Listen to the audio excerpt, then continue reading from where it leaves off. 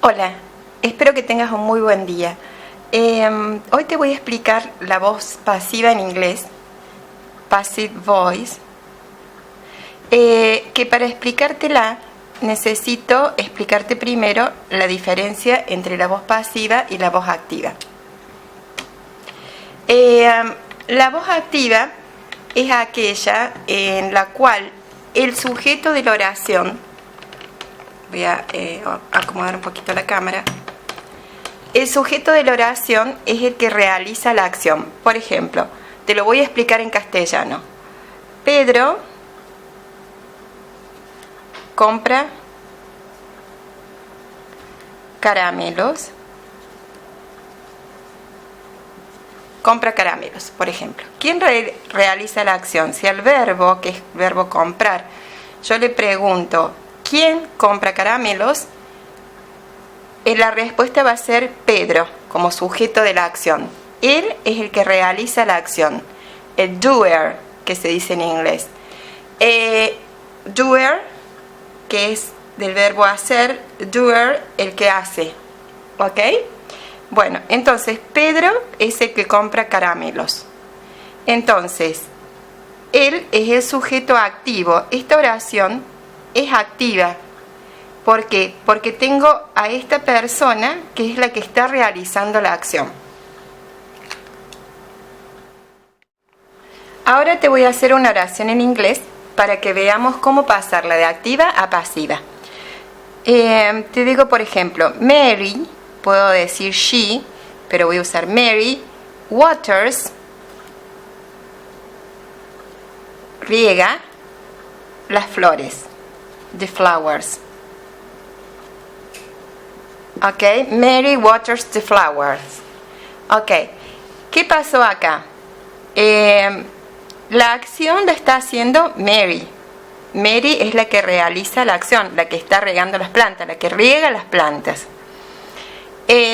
Porque si yo le pregunto al verbo Who waters the flowers? La respuesta que me da es Mary. Este es el sujeto, ¿sí? Y the flowers es el objeto directo, the direct object, ¿ok? Es el objeto directo de esta oración. ¿Por qué es el objeto directo? Porque es el que recibe la acción que está realizando el sujeto.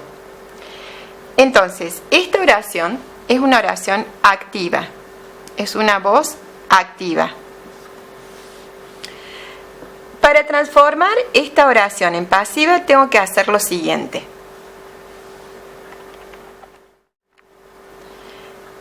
Voy a ir al objeto directo y lo voy a colocar al comienzo de la oración, por ejemplo.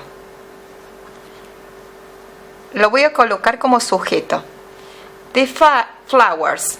Ahora, ¿qué pasa? Este verbo está en presente simple. Simple present. En el mismo tiempo tengo que colocar el verbo to be. En este caso are, porque es plural. Acá tengo un plural.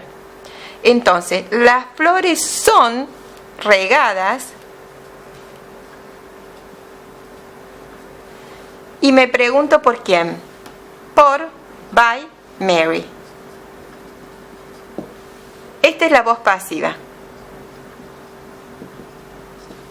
¿Ok? Bueno, entonces, ¿qué pasó acá? ¿Qué movimiento hice? Pasé el objeto directo como sujeto de la oración. Y el sujeto de la oración activa lo pasé como agente, sujeto agente de la oración. Agent. ¿Ok? Entonces, tenemos que las flores no son las que realizan la acción. Ellas no se están regando a sí mismas. Es Mary el agente de esa acción, el doer de la acción. Ellas reciben la acción pasivamente. No hacen ellas la acción, la reciben. Entonces, ese es el movimiento que tengo que hacer para transformar siempre una oración activa en pasiva. Paso el objeto directo como sujeto, pongo el verbo to be en el mismo tiempo que tengo el verbo en activa y esta partecita se las voy a explicar ahora. Con respecto al verbo que acompaña la voz pasiva, les tengo que decir que esto es un participio. Participle o participle, ¿ok? Es un participio. ¿Por qué? No es que yo diga esto es un verbo en pasado, porque termine en ed, como hemos aprendido. No, esto es un verbo que pertenece, es un participio, digamos, pertenece a la tercera columna de los verbos. Sabemos que tenemos, cuando estudiamos los verbos, tres columnas. Una que pertenecen al verbo base, que digamos es el verbo en infinitivo. Por ejemplo, yo pongo water, es el verbo base. Después tengo el verbo en pasado, que en este caso va a coincidir con el participio, o sea, es otra columna. Tengo tres columnas cuando estudio los verbos. Y después acá en la última, en la tercera columna, tengo el participio. En este caso coincide porque los verbos regulares, que son los terminados en ed, coinciden con el participio. Pero si yo tuviese, por ejemplo, un verbo irregular, como es el caso del verb to be, por ejemplo, el infinitivo va a ser be o to be. El pasado va a ser was y were, depende de la persona a la que me refiero. Y el pasado, el participio, perdón, sería been. ¿Ven la diferencia entre el infinitivo, el pasado simple y el participio?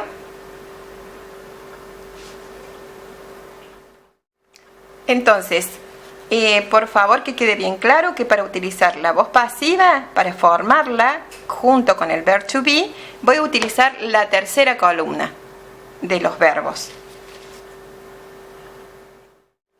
Entonces, les voy a hacer un resumen. La voz pasiva se forma con el verb to be en el mismo tiempo en el cual está la voz activa, más plus el past participle,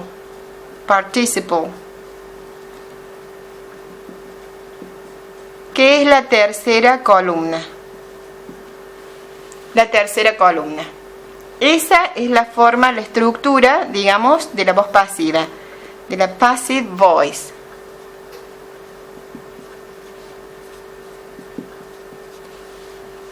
En un próximo encuentro les voy a explicar cómo ir transformando la voz activa en pasiva en los distintos tiempos de verbo. Presente simple, pasado simple, presente continuo, pasado continuo y así sucesivamente.